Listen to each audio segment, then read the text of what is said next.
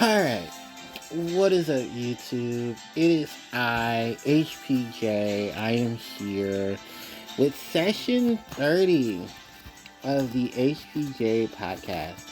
It is January 24th of 2026, and it is literally, excuse me, the day before my channel's 16th anniversary. Isn't that crazy?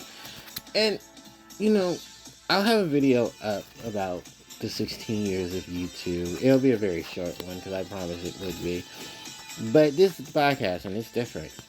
And I will give a mention and shout outs to my channel and its anniversary. But for right now, we're going to focus on the week that has passed. And all the things that has been going on. Because you guys know I do my weekly podcast. I try to make it weekly.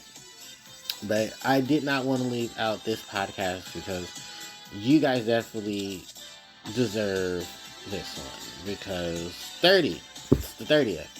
And in 30 podcasts, I still can't believe I pushed the 30 podcasts. But after much encouragement and, not self-sabotaging myself, I think I owe it to myself to continue a weekly podcast and such. Really just getting a lot out there, talking about things, and talking about what's been going on recently. So it is a good thing. I guess we start off with one of the news that I'm pretty sure many of you are awaiting for. And that is, well, HPJ has finally had his dentist appointment. Yay! So my dentist appointment was on Thursday, and I have some news for all of you about it. So when finally speaking to the dentist, everything, they didn't, let me talk about the dental experience that I had this week, because that leads into it. So I did go to the dentist. We talked, I was initially trying to give them my information. For whatever reason, they claimed that I don't know what it was, but my email was not working to send them information, but yet they were sending me information and I ended up getting it. So the lady working the front desk, one of the two of them, she kept claiming, "Oh, I can't get the pictures you're sending me." Even though I have physical copies of them, you can easily scan them in the scanner that's sitting right in front of you. So for a good 5 minutes, we were sitting there trying to send each other emails. I was re-downloading pictures to upload pictures just to send to them. Still nothing. So at that point, she had to take the pictures and scan them like any smart person would if you're having technical issues. And then put them onto file. And then still had to give me a bit of work to do for my dental work. So after that, they told me to wait till I was called into the back, because the dentist was actually, the exodontist was having was with another patient. So I ended up having the dental work done, and it wasn't dental work done. We just had a consultation. The official work won't actually be done until the 12th of next month. So February 12th, if you're wondering why I won't post any content around that time, it's simply because I will be having dental work done. It's either going to be an extraction, which is basically them pulling the tooth, or, I'm sorry, I don't like, this is Stardust Speedway Good Future. Here, we're going to listen to chilling music to study in game 2. This would actually be a lot better. I just switched it from the nostalgic one to the best one. Well, the best music to chill to. And it's Can You Feel the Sunshine? I love Can You Feel the Sunshine. It brightens up my day. Anyway, I have another x-ray done, and then I meet with the dentist soon after. So she explains to me, I'm looking at your, she says hi and everything, and she tells me, we're happy to finally, meet. And I said, yeah, it's been a process to get to you. She said, I'm sorry to hear that. And I said, well, after 7 grievances that I pulled for the last couple of months and everyone else dodging me, I'm just happy that finally I can meet up with you and we can figure out how to get this dealt with. And she said, well, I can see from your chart and everything that um, it's one of your teeth that is giving you the issues. I said, yes, it is.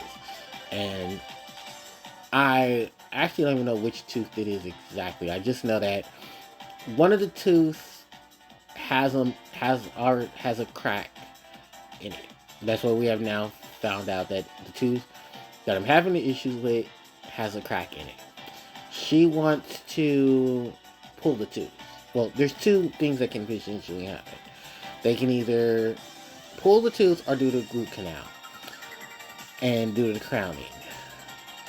Personally, I hope it's just the root canal.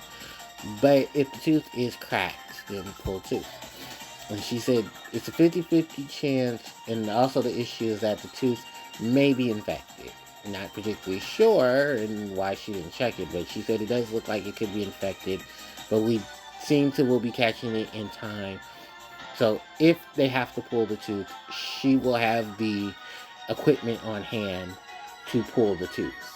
I've already had 2 teeth pulled within the last 3 years. The reason for that was, if anybody who hasn't followed my channel, back in 2021, I experienced one of my teeth cracking, and a piece of it fell off. I was in extremely large amounts of pain and was not able to really do anything about the tooth at that time. Then come to find out, a few months later, another part of my tooth cracked, but it was another tooth. And because of both teeth being cracked and dealing with the infection, one tooth had already died, and it was just sitting there in my gums wanting to be pulled. But I had to go through like weeks of getting, all this stuff situated. Finally got it situated, but then they couldn't pull the tooth till February. So literally around this time, a couple years ago, I had to have an extraction of 2 teeth, and I had to have my gallbladder removed. Had my gallbladder removed because my gallbladder was infected, and they think that my gallbladder infection might have been caused, which is weird. Like, I was going through so much shit at the time. I was highly medicated, highly pissed off, and then highly just ready to get the shit done. Because I think, excuse me, I have to burp. Okay. So right after I had got the gallbladder removed, my tooth was in pain. Why? Because I had to have tooth pulled. So I finally got the okay to have the teeth pulled. Luckily, my taxes were done at that point too. Excuse me. So I was able to not only do my taxes and use some of the tax money plus my check to pay off the money to get for the tooth removal. I also didn't have to deal with recovering from my gallbladder being removed. So I was an emotional wreck. And I had my work performance suffered, unfortunately, for that. Which, even at this point, my work performance is now recovered from that shenanigans. After which such, now looking at it, I'm glad we're able to catch it now, like the dentist said. She said we're going to be able to catch it now. So she did a test where she used, I think it was like a freezing spray on her tool to see which tooth it was exactly. Oh, well, on the first go, she found the tooth, and I was in excruciating pain. So she said, yeah, we found it. And she said, judging by the looks of it, it potentially might have a crack. Which at that point, I screamed, great. Because whatever happened to the tooth to crack the tooth, the molar from the tooth might have also fell out. And I was just like, great. Well, not the molar, but piece of the molar that was already there. Because I have molars in my tooth from previous work done over the years when I was younger. So the exodontist said at this point we have 2 options. And are you okay with both options? Which option A is to go in, do the root canal, and crown the tooth. The other is to pull it. But she might think we'll have to pull it because she did say that it's because of the bacteria.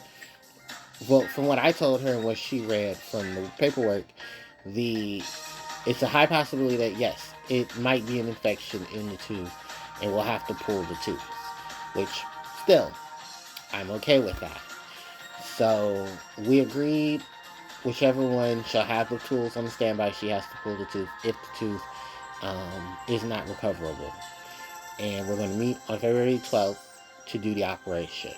So I will be taking off the 13th of February to recover, and I'll have that weekend and President's Day as well to recover. Am I nervous? Somewhat, kind of. Um, am I just ready to get rid of the tooth? Yes. I will have to buy tons of things to help me in the recovery process of that because I'm going to most likely need an ice pack and probably a second one to recover. I'm going to need food that is um, soft foods, mostly liquids, and things that won't get stuck in the socket if I have to have the tooth pulled because I'm pretty much prepared for this. I wonder, do I know where my ice packs are? I probably don't have them. I probably threw them out. So I might have to buy another set of ice packs from Target for my tooth. The reason why is because it's to help with any of the numbness or the swelling that might be produced. I know I'm going to need it. And then on top of that, I want to make sure that that the socket doesn't dry out. So I also have to go and get gauze because I know they're not going to give me enough gauze. And the process is that you're going to have to wait 24 hours after the initial tooth itself. And you need to replace the gauze every hour or two so that the blood can be absorbed. So I have like a bag ready for the gauze. I'll have the gauze ready on standby. I'll probably be loaded up on mashed potatoes and tomato soup. And I also need to drink a lot of water and keep myself hydrated. Brushing my teeth will be hard because it seems like it's going to be another tooth pulled from that tooth. Great. Because I already had the socket, or the first one was pulled, is most likely going to have another socket there. So, yay! So happy for this. I'm not really. And I have to be really careful with the recovery process because I'm going to be an emotional wreck during that time. So I might take some time off just to have all the work done on my teeth. But I know you guys are going to be excited because, yay, HPJ is finally getting that tooth dealt with. Which apparently is only this tooth, despite the fact that some of my other teeth have little holes in them. I guess they're not as problematic as this one. But I don't have a mouth guard and stuff like that. And I can't find a mouth guard, Jesus Christ. So, it's going to be a lot of stuff going on with me. But I will definitely have some support, family support. I don't know, my brother might not be able to get off for him to get off of work at that time to come pick me up. So I think what I'll end up having to do is lift home. But I'll have my preparations and things ready. Because my taxes are going to be split. Why they're going to be split? Well, because everybody here knows that I've been screaming for the last couple of months. Once I get my taxes done, I'm getting my Switch 2. Once I get my taxes done, I'm getting Switch 2. I've done my taxes. I'm going to go get my Switch 2. So I have enough money to not only cover what needs to be covered with my tooth, but I'm also going to I'll have enough money to deal with my taxes. So, woohoo, I'm finally going to get all this shit done. And then not only to mention, I'll still have my money from my checks and stuff to help me cover any other expenses. So, I have my plan set up. Once my taxes get processed and everything, which I did get the notification that my taxes have been processed, everything is clear. I will then go into the next step of having my tooth pulled in mid-February. February is only like 28 days anyway this year, so Mid-February, have my tooth pulled. I'll be in recovery mode with my new Switch, playing my baby, and possibly also buying pieces for it so that I can protect it from falling and damaging itself. Because I ain't going through that same shit I did with my Switch 1. No, no, no. We're not playing those games. And I already have little Joy-Con things for it as well, which I'm so happy. Yay. So I'm really excited about this. I'm going to get a screen protector. I'm going to get a case so I can hold on to it. All of that. Outside of that, I know some of the big things you guys want me to talk about are, of course, the main staples of the channel.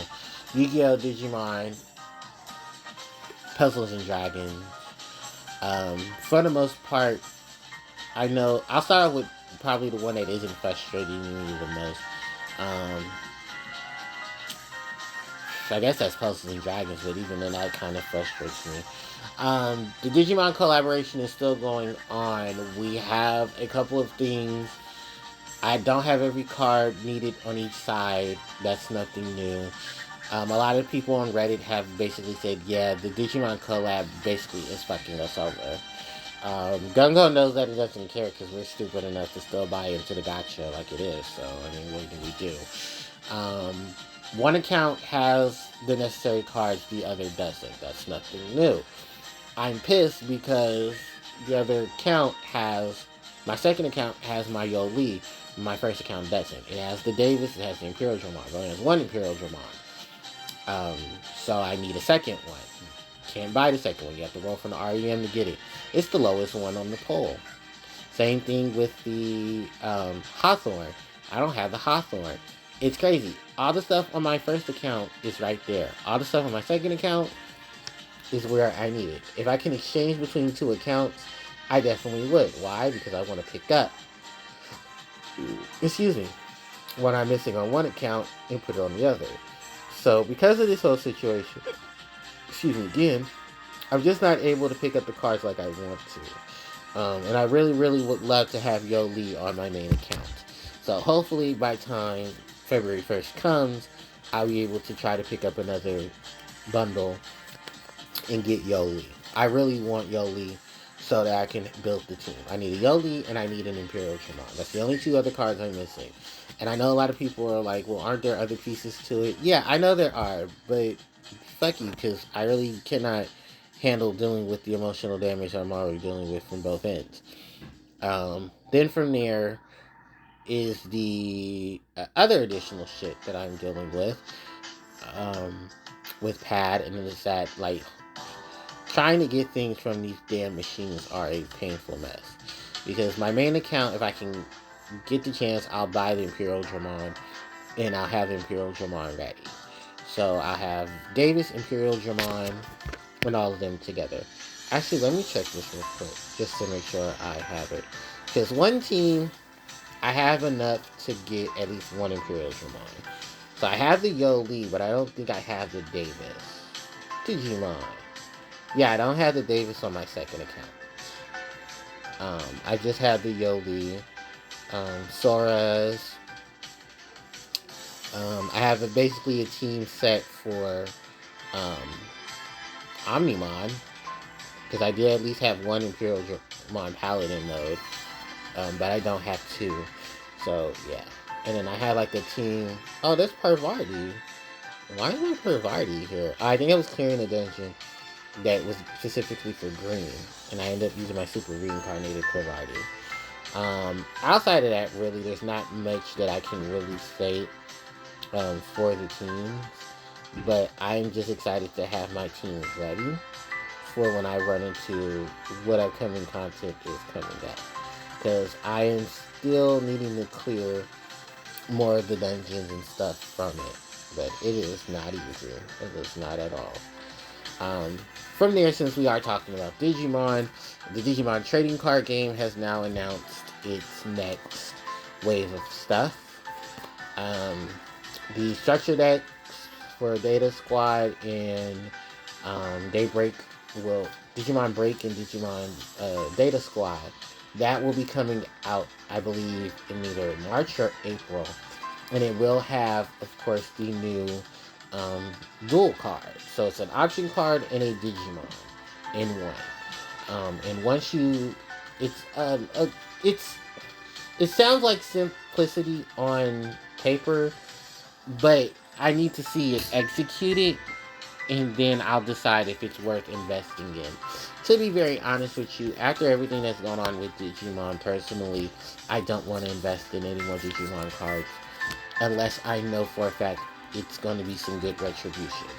I'm not saying that ST23, was it ST23 and ST24 are going to be bad. It's just that I don't want to pull myself into Digimon without a 100% yes or no to the clause. And considering what Yu-Gi-Oh just did to me, I really don't want to invest any more than I have to and then get hurt by it at the end. So I know a lot of people are probably going to push for their newer stuff, which good for you, congratulations. I just personally cannot. And as much as I would like to invest into more decks, I just don't have the energy, the money, and the patience to do such.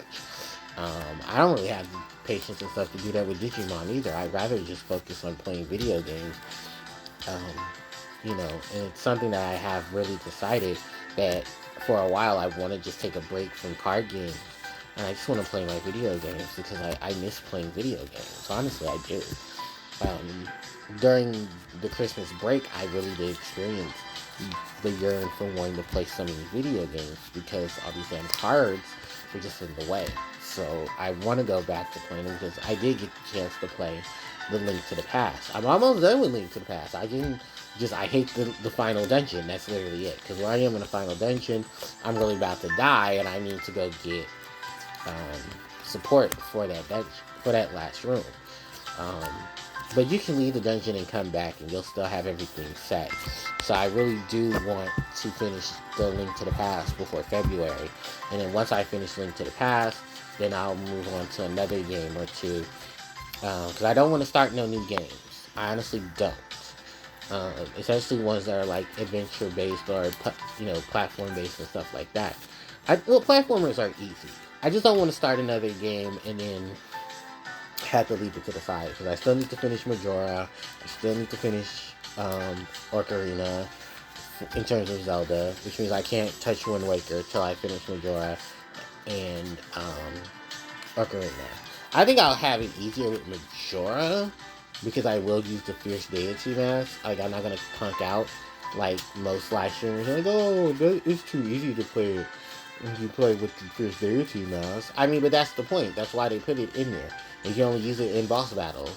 Is to use the Fierce Deity mask as the ultimate mask for victory. It's just getting all the other masks is going to be the problem for me because I have to go with the other masks. Which, yeah, I kind of need to finish all the side quests. Because that's literally what Legend of Zelda is at most points, is side quest the Hoy. I am almost done with getting all the stuff I need. I need to do a cleanup for Link to the Past, so I can get all the stuff that I need in Link to the Past. And then once I'm done with that, I can take on Ganon, and then that should be it. I did get the power-ups that I need for basically all my items, which thank Christ. And then once I'm done with that, then I can move on to finishing the game. So I basically have 2 more dungeons, I think 1 or 2 more power-ups, get the rest of the heart pieces so I can make a full heart, and then I'm done. And that's it. That was really it for Link to the Past. My enjoyment of Link to the Past, I will say this, has been very monumental. I understand why people love Link to the Past.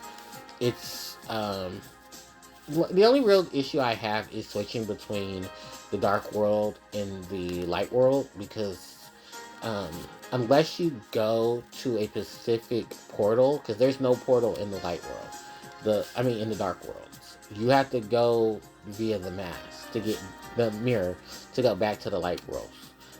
But if you're in the Light World, you can do everything except for what you can do in the Dark World, because I know a game that's over 30 years old and I'm just now playing it. Welcome to my life. But I have nothing really negative outside of that to say, because the bosses are hard, yes, but what Legend of Zelda bosses aren't? Well, actually, there's quite a few, but that's not the point. The point is, the game is challenging to the point where I'm really methodically thinking before I go into a dungeon. Or I have to leave a dungeon to go get things so I can go back into the dungeon and then beat the dungeon. I think I had this issue with both Breath of the Wild and Tears of the Kingdom where I had to like, okay, I don't have enough healing items. I'm going to have to stop what I'm doing now and come back. Oh man, the boss is too hard. Let me go do another couple of shrines so I can get more hearts, and then I'll come back to it. I think the only time I ever had to do that in Link, I think Breath of the Wild, I didn't have that issue. Tears of the Kingdom, I did, but Tears of the Kingdom had so many fucking enemies in it that Breath of the Wild didn't, so it made it harder. That's why I don't want to touch Tears of the Kingdom anymore, because I did play Tears of the Kingdom. Tears of the Kingdom is way harder than Breath of the Wild. It's by far the hardest Legend of Zelda game I've ever played. Like, honestly, it is.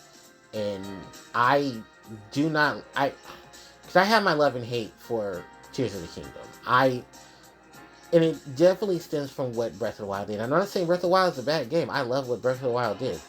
Because it gave us an open world Zelda that we haven't had in ages. Because for those who don't know, yeah, because Zelda 1 was supposed to be open world. You can go to any part of the game, do the dungeons, get the dungeon items, come back. But some dungeons were going to be harder because you didn't have the dungeon item that was from the other dungeon, and you also needed other items that were on the map. So if you didn't have a guide, which I'm sure back in the 1980s, you had to go buy a guide for the game to know how to get through the game, because the guide had a map and everything. Nowadays, we have other Let's Players who have played these games and have experienced these games, and we also have internet in Zelda Dungeon. So that kind of makes it a little easier for those who are playing the retro games and want to experience them. I am one of those who, I didn't have the money when I was younger, financials, to buy a lot of video games. So some games we just didn't play. Like, I've never played Metroid. I've never played Donkey Kong.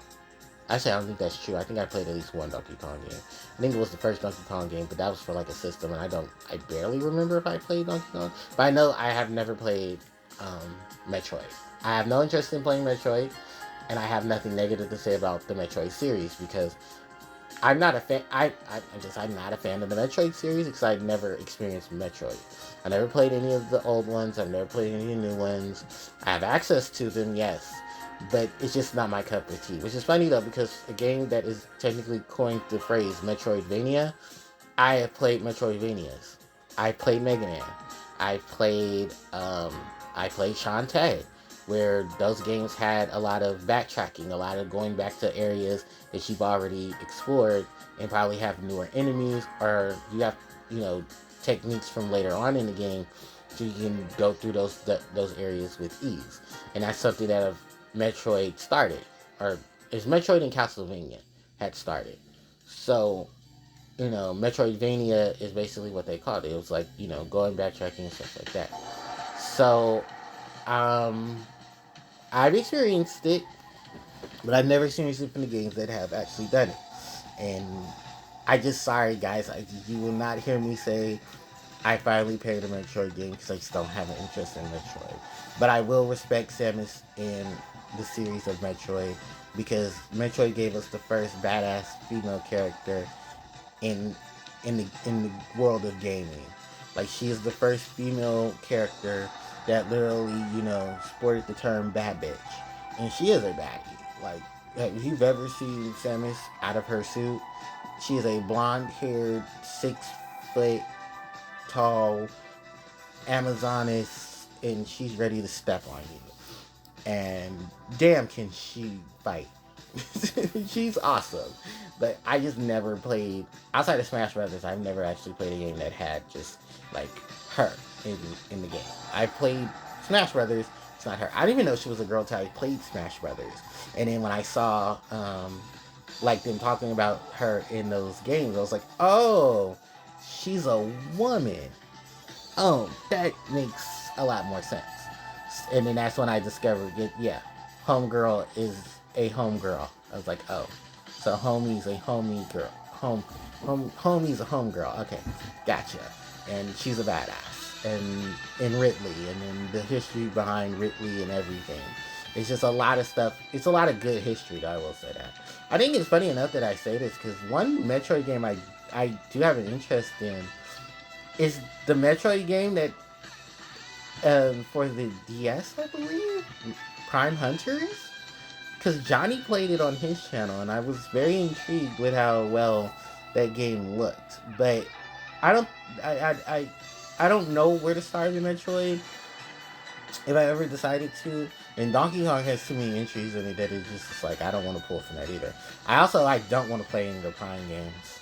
I don't, because I have the urge to probably try to 100% it, and then find out like, yeah, you're gonna like every scan. I was like, nope, I'm good.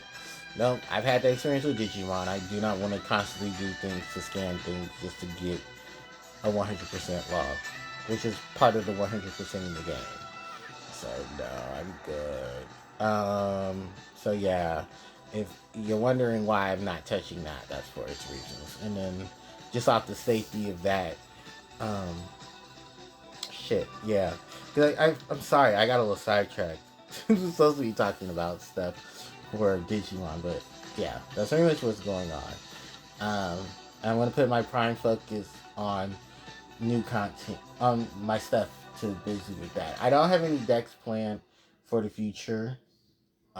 Maybe Mastodon, but that also depends if that's a March thing. But then that also means I have to go look for like the other pieces, and I don't want to deal with that bullshit either because BT21's promo for Mastodon is $30 to $40. I think I only need like two, but that's like $60 right there for two cards. Um, Too bad that I'm probably gonna not focus on that because around the time March comes, while the heroine set for Digimon comes out, Yu-Gi-Oh's dropping its legendary deck set for uh, Sky Striker, Mizuruki, and X Saber. Well, I'm only gonna be interested in one, and that's Sky Striker. So unless like the other decks, I'll probably just sell up. I just want Sky Striker. Cause so I'll talk about Yu-Gi-Oh in just a moment, but for the most part, yeah, Digimon does not look like it's gonna be holding me anytime soon. Now that we're gonna talk about Yu-Gi-Oh, let's talk about Yu-Gi-Oh because I'm not happy with the changes on the ban list. If you don't see a Harpie deck profile, you know why. And I'm not gonna stress myself out any further than that. It's already bad enough that I have to stretch myself any further because remember, I'm still missing cards from Rush Duel to even finish the Harpie deck for the Rush Duel series. Because I don't have any Shiny Shadies, I don't have any Just of the Cosmo Queens, which I just found out that's getting another reprint for the 6th anniversary of the game. Holy shit, yeah, Rush Duel's been 6 years old. And I'm trying to pick up cards for its anniversary, but those cards are getting more expensive. Because even though they're getting reprinted like crazy, remember I still have to pay for the tariffs to even bring them into the country. So yeah, it's just really fucked up how I have to deal with all of this. Like that's why I said buying cards where I could like the price of cards is basically at this point is the same thing as pricing for video games. And then it's still decks that I want to explore, but I can't because they're so expensive. Because like I want to play, I want to build Raziel, but I can't because Raziel's not finished. I want to play, I don't want to play Yummy. I have no interest in Yummy. And Yummy took a hit on the Forbidden Limited list, so we aren't shocked by that. I would have loved to play Malice, but Malice took a big hit too. I think they lost one of their big hits too. So it's just like, fuck this game, dude. Fuck this game. This game is so petty. Like, Konami's petty. Its community's petty. Like, this shit's just ridiculous. Like, and you can't have fun being a casual because then they shit on you. You can't be a competitive player. We'll shit on you. Just like, their prize pool is fucking garbage. Like, how are you guys liking your PS2s, by the way? You spend all that money on that $1,000 deck for it to get reprinted, half the shit banned, and you work so hard to get a fucking Switch 2, an air fryer, a deck box, and a mat. Like, congratulations. Oh, and packs from like whatever set is in that bracket. So, congratulations, you played yourself. Burst Protocol looks like shit, and I'm glad I'm not touching it. And I really just, my disdain for Yu-Gi-Oh! At this point is just like, I don't want to play Yu-Gi-Oh! Anymore. It's kind of just made me like that, because what is it really keeping me here? Except for decks outside of Harpie, which are not many. So, it's a lot that weighs on my plate, but I don't know how to really give you guys an answer. I could just easily take a break and come back, and it's not hard. I can look at things and observe it, but not give a fuck. Remember, I did a whole month of that. Till new Harpie cards started coming out for Rush Doll. I don't know, it just seems like it would be a good idea. And then, I was also looking at, like, because the video game pool this year is not that it's spectacular on the Switch either. Well, no, because Final Fantasy VII is coming. The remake for 7 is on Switch 2. And then Integrate, so I think Integrate's coming right after that. So, I don't know. Because I was never a big fan of Final Fantasy VII. Like, I'd rather play 6 or 12. So, but maybe, I don't know. I still never played the original 7, so that's another game that's on the bucket list that I gotta finish. And I haven't even finished 9. You guys know I've only gotten to, like, that one city where I'm supposed to meet Sid. That's about it. I literally have not touched anything else from Final Fantasy 9. So, yeah, that's a big break. So, I have a lot of eggs in my basket, but really nothing that really pants itself out. But I'll figure it out. Before I do go, let's open up this portion to 16 years of YouTube. The HPJ HPJ channel is now 16 years old. I wanted to say thank you to everyone who has supported the channel, and the video will be going up pretty soon to talk about the channel overall and how much work I have put into the channel and things to come. I will not guarantee to tell you guys exactly what much I'm talking about, but you'll know once the video itself goes up.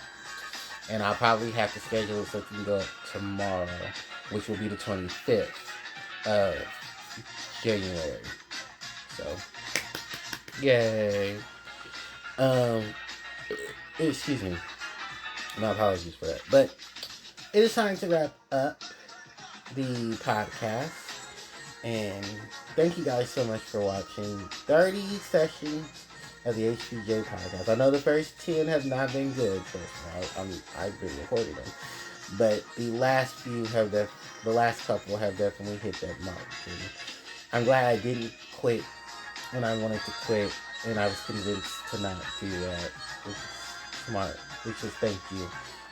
Thank you to the therapist, because Jesus Christ, you guys wouldn't. I don't know what I do. I mean, I did. I just was going to just do something else, but yeah, it's been a rocking 16 years. I can't wait to do that video. Alright guys, thank you so much for watching. Don't forget to like, comment, share, and subscribe to the channel. It helps me out tremendously. You can hit the notification bell, and the socials, they're in the bottom, in the description box. Thank you so much for watching. I really do appreciate you guys. And HPJ is signing out. Take care. Bye-bye.